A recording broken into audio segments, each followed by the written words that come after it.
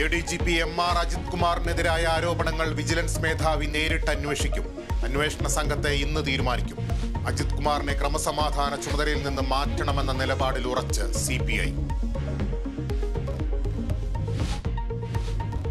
ഷിരൂരിൽ മണ്ണിടിച്ചിലിൽ കാണാതായ അർജുൻ അടക്കമുള്ള 3 പേർക്കായുള്ള തെരച്ചിൽ ഇന്ന് പുനരാരംഭിക്കും.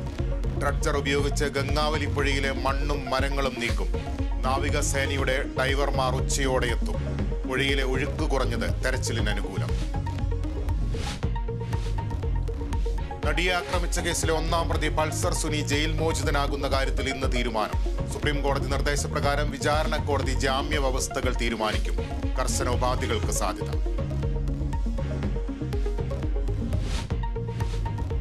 NCPയിൽ മന്ത്രിസ്ഥാന മാറ്റത്തിൽ നിർണായക ചർച്ച. AK ശശീന്ദ്രനും തോമസ് K തോമസും ശരത് പവാറുമായി കൂടിക്കാഴ്ച നടത്തും. PC ചാക്കോയും പങ്കെടുക്കും.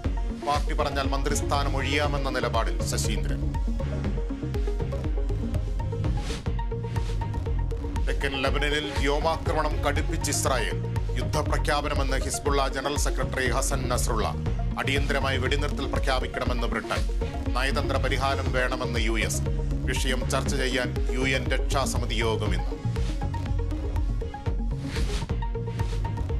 കൊൽക്കത്തയിലെ യുവ ഡോക്ടറുടെ കൊലപാതകത്തിൽ പ്രതിഷേധിച്ച് ഡോക്ടർമാർ നടത്തിയിരുന്ന സമരം ഭാഗികമായി അവസാനിപ്പിച്ചു. പിന്മാറ്റം പ്രളയ സാഹചര്യം കണക്കിലെടുത്ത് നാളെ മുതൽ അവശ്യ സേവനങ്ങൾ പുനരാരംഭിക്കും.